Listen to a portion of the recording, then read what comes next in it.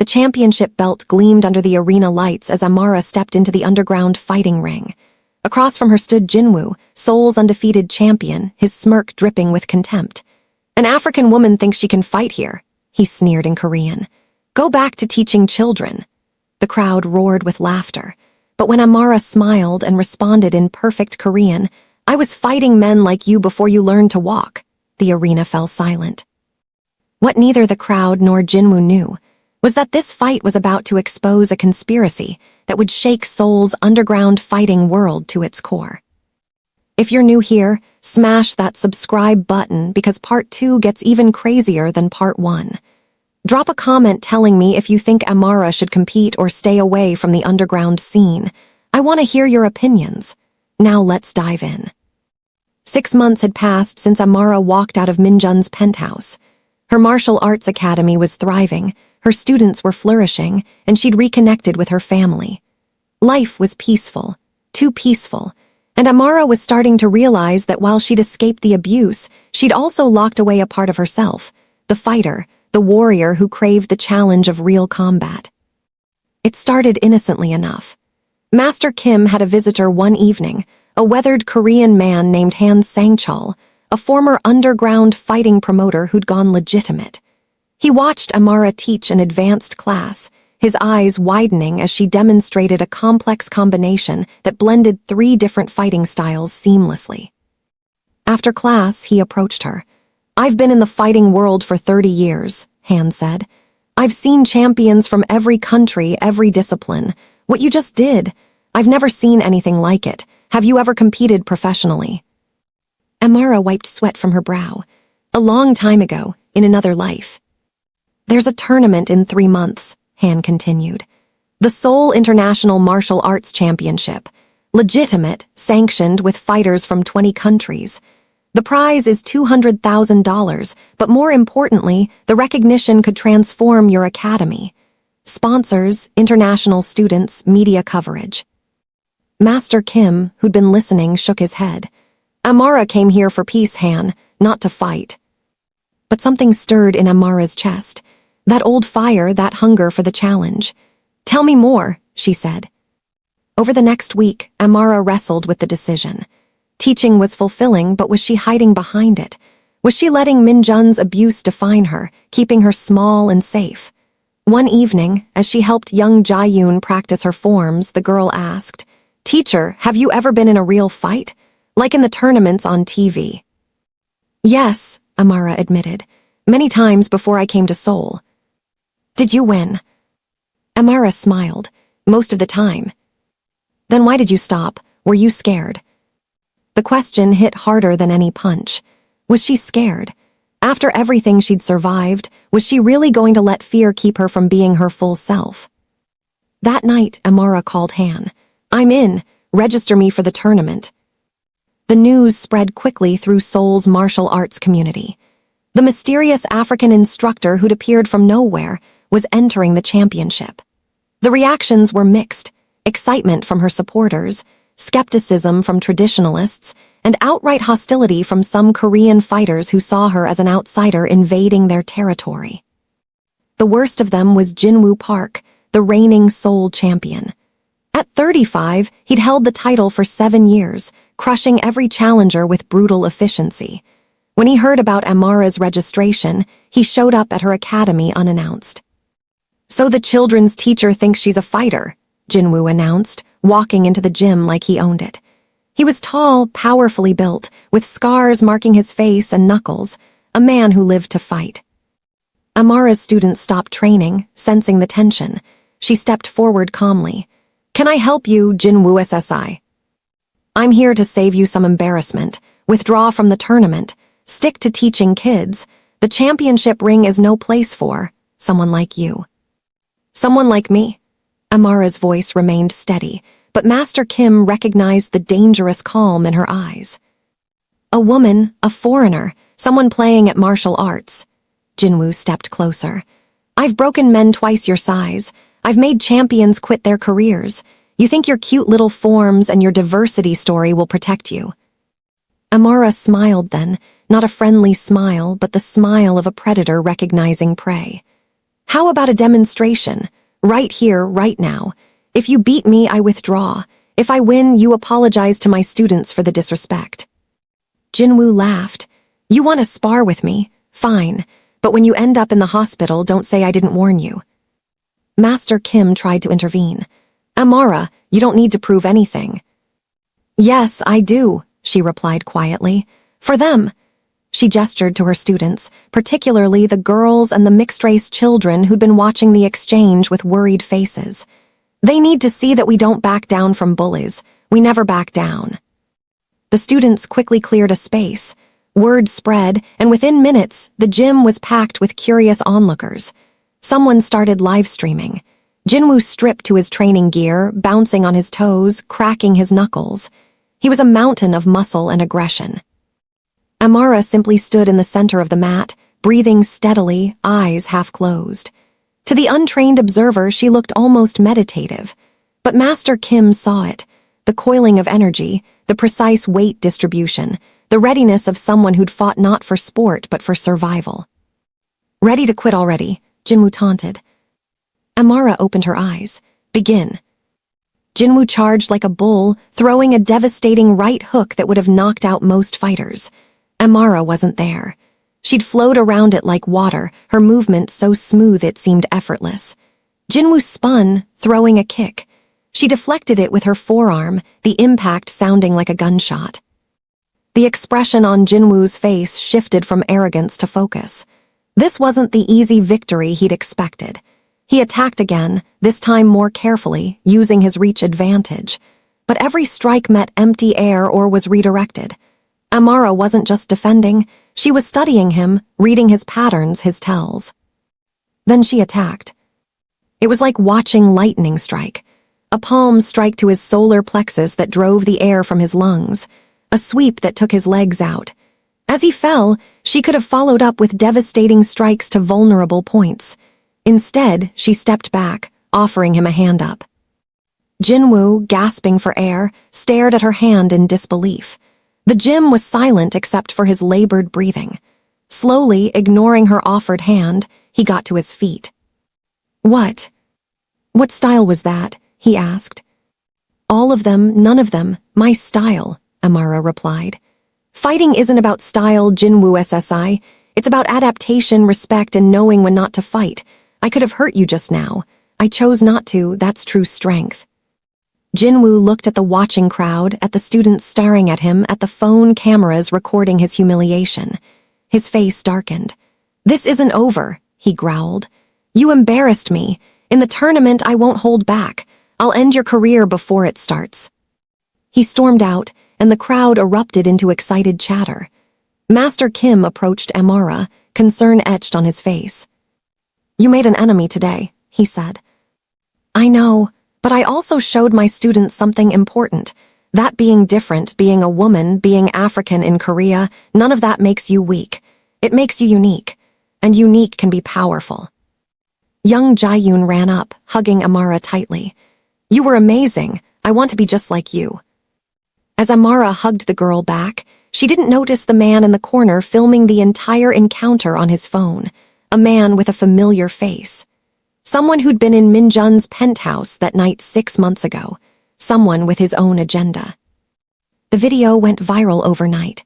African martial arts teacher destroys Seoul champion had 3 million views by morning. Amara woke to hundreds of messages, interview requests, sponsorship offers, threats from Jinwoo's supporters, and encouragement from people around the world. But one message stood out, from an unknown number.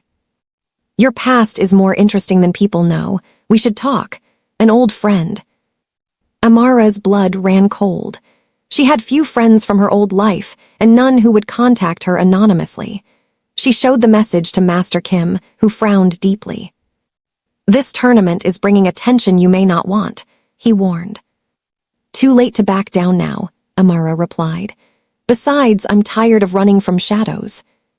Training intensified. Amara woke at 4 a.m. every morning, running through Seoul's streets before the city woke. She trained with Master Kim, learning taekwondo techniques she'd never mastered. She practiced her Shaolin forms, blending them with Damb and Wing Chun. She studied footage of tournament fighters, particularly Jinwoo, analyzing weaknesses. But the anonymous messages continued. Each one revealed something from her past. Remember the Lagos tournament? You broke that man's arm. The Nairobi underground fights. They called you the Shadow. Very dramatic. Did Min-jun ever know who he married? Or did you lie to everyone? The messages were psychological warfare, designed to unsettle her. And they were working. Someone was watching, someone who knew her history. But who? 2 weeks before the tournament, Amara got her answer. She was closing the academy late when a black car pulled up. The back door opened, and a woman stepped out, elegant, Korean, probably mid-40s, wearing designer clothes and an expression of calculated interest. Amara Okonkwo, the woman said in perfect English. Or should I call you the Shadow? That was your fighting name, wasn't it? Who are you? My name is Choi Mi-sun. I'm a sports agent and promoter. I represent Jinwoo Park, among others. She smiled, but it didn't reach her eyes. I've been researching you since your little demonstration. Very impressive. You have quite a history. What do you want? To make you an offer. Withdraw from the tournament and I'll pay you $50,000. Cash, no questions asked. Amara crossed her arms. Why would I do that? Because Jinwoo is my golden goose. He's been champion for 7 years. We have endorsement deals, television contracts, a movie in development. If he loses, especially to an unknown African woman with no professional record, we lose millions. His reputation is worth more than your principles. And if I refuse? Choi Mi-sun's smile vanished. Then I'll make sure everyone knows about your past, the underground fights, the violence, the men you injured, some permanently. I'll paint you as a dangerous fraud who manipulated her way into Korean society. I'll destroy your academy, your reputation, everything you've built. Amara stepped closer, her voice low and dangerous. I've already lost everything once. I rebuilt from nothing. You think threats scare me? I survived an abusive marriage. I survived being isolated in a foreign country. I survived being told I was worthless every day for years. Your threats are nothing. Brave words, Choi Mi-sun said. But what about your students? What happens when their parents find out their teacher has a violent past? When they learn about the underground fights, the broken bones, the gray areas of legality? Will they still trust you with their children? That hit home. Amara's students were everything to her. The thought of losing them, of betraying their trust, was almost unbearable. Choi Mi-sun saw the hesitation. I'm not a monster, Amara. I'm a businesswoman. Take the money. Walk away. Protect what you've built. Everyone wins. Accept me, Amara said quietly. Accept my integrity.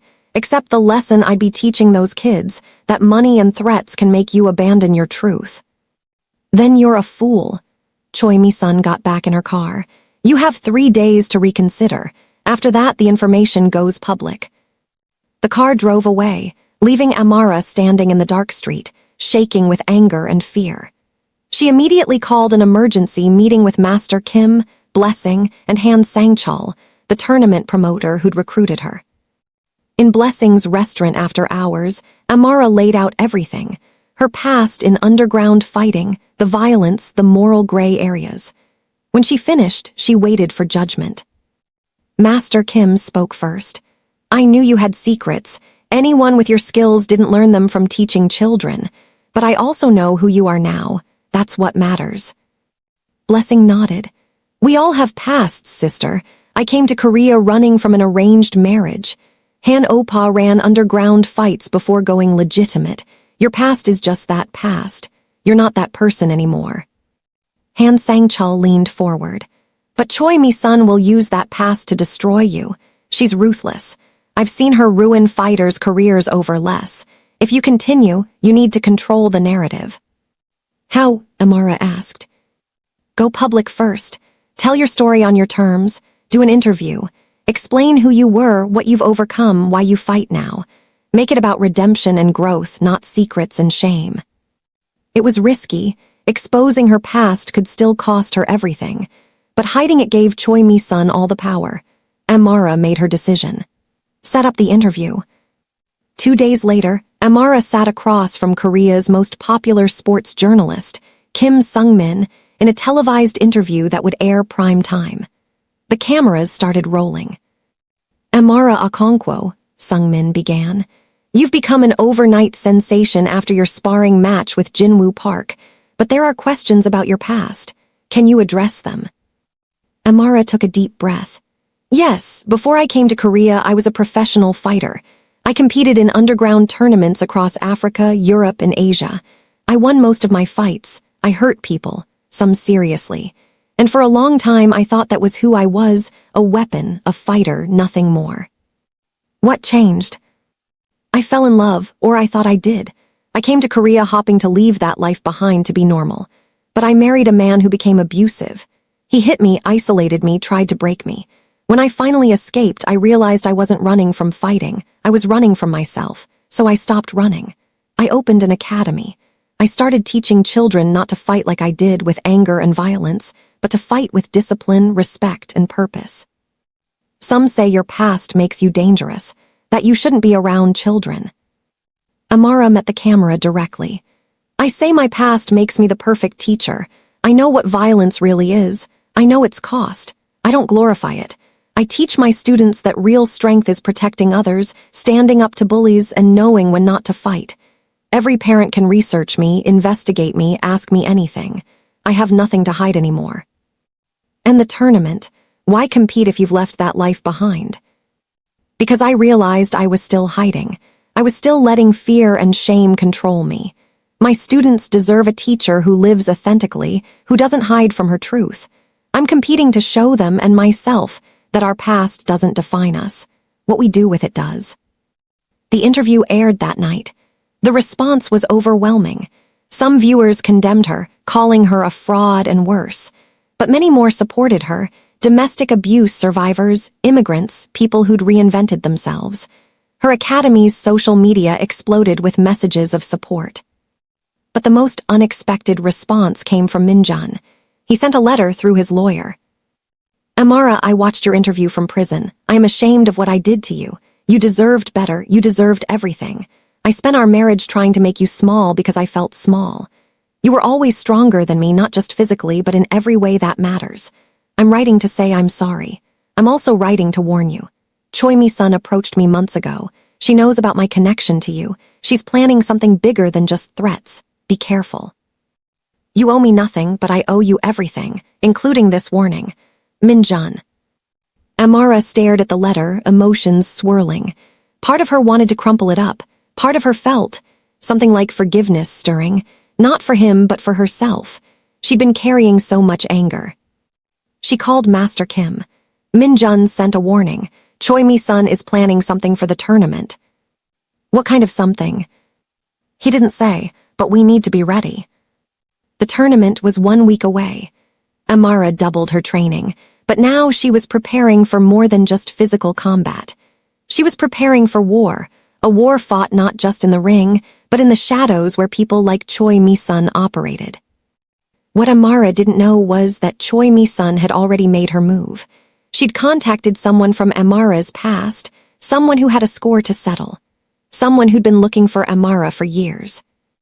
The night before the tournament, Amara received one final message. "Tomorrow everything changes.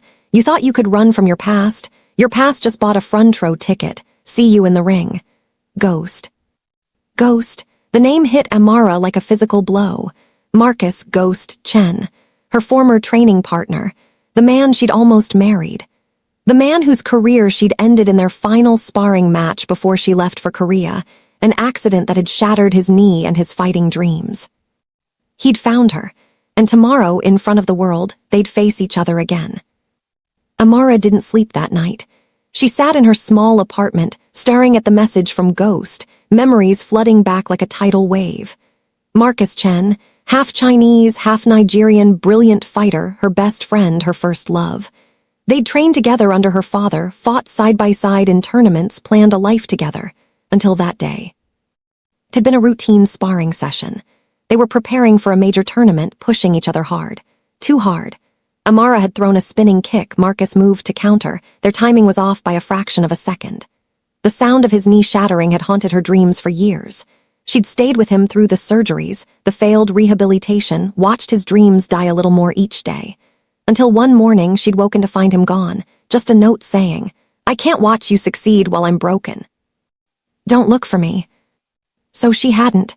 She'd left for Korea months later, running from the guilt as much as from her violent past. And now he was here, somehow connected to Choi Mi-sun and competing in the tournament. At dawn, Master Kim found her still sitting in the dark. "You haven't slept." "Ghost is here, Marcus Chen, my." "I know who he is," Master Kim interrupted gently. "Han called me last night. Marcus registered for the tournament 3 months ago under his Korean name, Chen Yi-hyun. He's been training in Seoul for 6 months. Amara, this wasn't random. He came here looking for you." "Does he know I'm competing?" "Now he does. And according to the tournament bracket that was released an hour ago, if you both win your first 2 matches, you'll face each other in the semifinals." Amara's hands shook. "This is Choi Mi-sun's doing. She arranged this. She knew it would destroy my focus." "Will it?" Master Kim asked pointedly. "You faced abusive husbands, underground fighters, betrayal, isolation. Is this man, this ghost from your past, really going to break you?" Amara stood, determination hardening in her eyes. "No, nothing breaks me. Not anymore. If Marcus wants answers, if he wants closure, he'll get it. In the ring, where we both understand each other best." The Seoul International Martial Arts Championship was held in the Olympic Gymnastics Arena, a massive venue that held 15,000 spectators. As Amara arrived, the energy was electric. Cameras flashed, reporters shouted questions, fans held signs in multiple languages. Her story, the abused wife turned martial arts teacher, the underground fighter seeking redemption, had captured international attention. In the fighter's preparation area, Amara saw him. Marcus stood in the corner, methodically wrapping his hands, his back to her. He was bigger than she remembered, his body hardened by years of training and anger. When he turned, their eyes met across the room. The expression on his face was unreadable. Not hatred, not love, just intensity. He started walking toward her. Every fighter in the room watched, sensing the history between them. "Amara," his voice was deeper, rougher. "It's been 5 years." "Marcus, I heard you were competing. I didn't know you'd recovered enough to." "To what? To fight again? To be whole?" His jaw tightened. "I never recovered, not fully. My knee will never be what it was. But I learned to fight differently, to adapt, to use my limitations as strengths, sound familiar." "Marcus, what happened between us was an accident. I never meant." "I know," he cut her off. "I spent 2 years hatting you, another 2 years in physical therapy, forcing my body to do things doctors said were impossible. And the last year accepting that you didn't break me, I let myself be broken. By my pride, my anger, my inability to see past what I'd lost." Amara felt tears threatening. "Then why come here? Why now?" "Because I needed to face you, not to hurt you, but to prove to myself that I survived, that I'm more than what happened to us." He held out his hand. "May the best fighter win." She took his hand, feeling the calluses, the strength, the familiar grip. "Marcus, regardless of what happens in the ring, I'm sorry. For everything." "I know, and Amara, Choi Mi-sun approached me 6 months ago, offered me money, training facilities, everything I needed to compete, but only if I agreed to fight you if we met. She wanted me to destroy you emotionally before the match. I took her resources, but I never agreed to her terms. Whatever happens today, it's between us, not her." Before Amara could respond, the announcement came. "First round fighters, report to staging." The first 2 rounds were a blur. Amara faced a Russian Sambo expert in round 1, brutal, technical, but too rigid. She won by submission in under 3 minutes. Round 2 was a Brazilian capoeira fighter, all flow and deception. Amara matched her movement for movement, finally catching her with a perfectly timed counter-strike that ended the match. Marcus won his matches just as decisively. The kid who'd trained alongside her had become a man, powerful, precise, and terrifyingly focused. His knee brace was visible, but he'd incorporated it into his style, using it as both armor and weapon. The semifinals arrived. Amara versus Marcus. The arena quieted as they entered from opposite sides. The referee explained the rules: 3 5-minute rounds, points or submission, no strikes to the spine or back of head. Standard tournament rules, but nothing about this fight was standard. The bell rang. They circled each other, two people who knew each other's every tell, every pattern, every weakness. Marcus struck first, a testing jab that Amara slipped. She countered with a low kick, but he'd anticipated it, checking it with his braced knee. The impact jarred her shin. "You taught me that combination," Marcus said, his voice only for her. "Remember, in Nairobi when we were 18.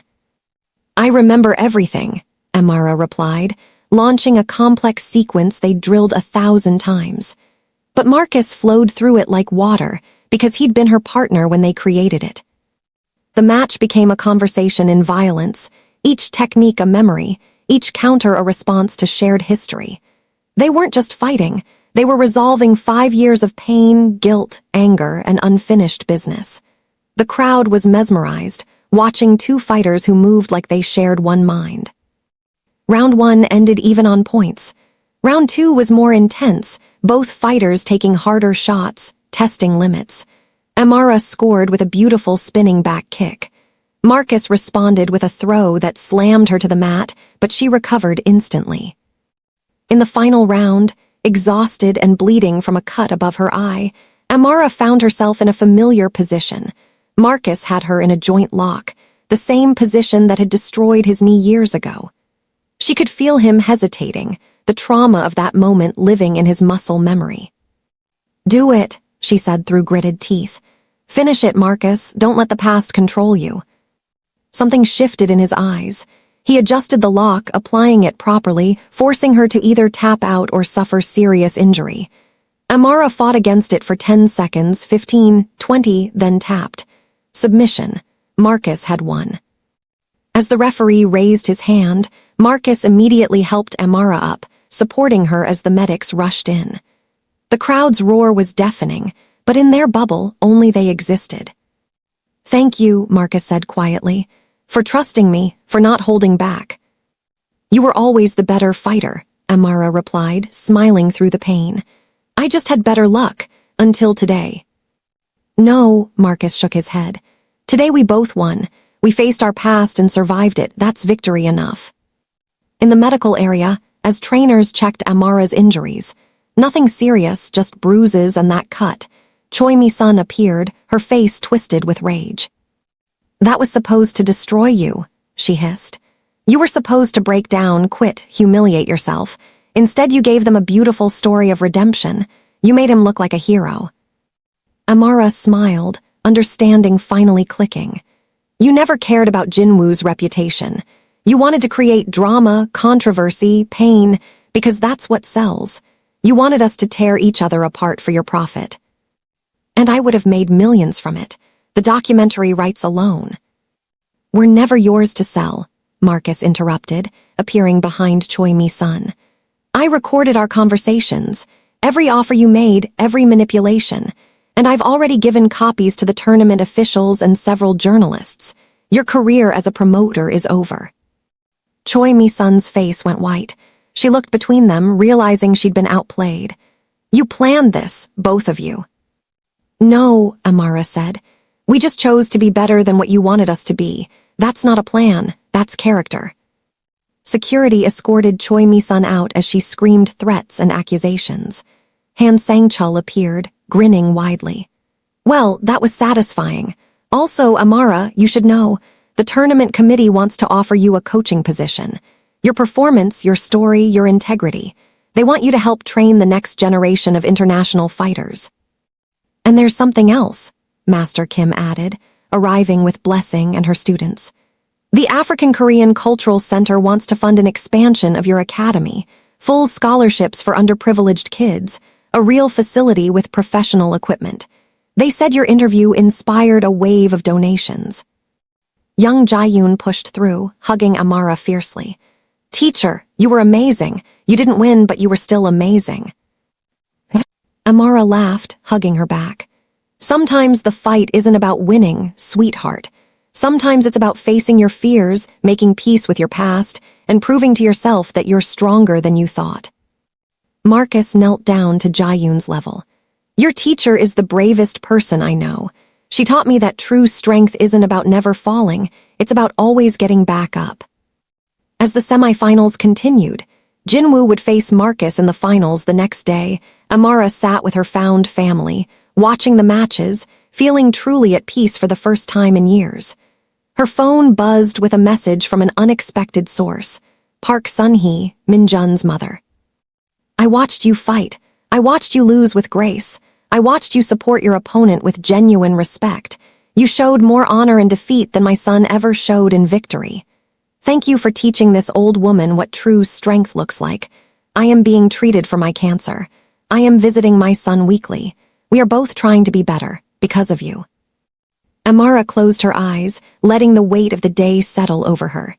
She'd lost the semifinals, but she'd won something far more valuable: closure, peace, and the knowledge that her past no longer controlled her future.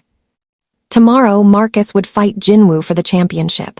But tonight, Amara celebrated with the people who mattered most: her students, her friends, her chosen family. And for the first time since leaving Nigeria 5 years ago, she felt completely, truly home.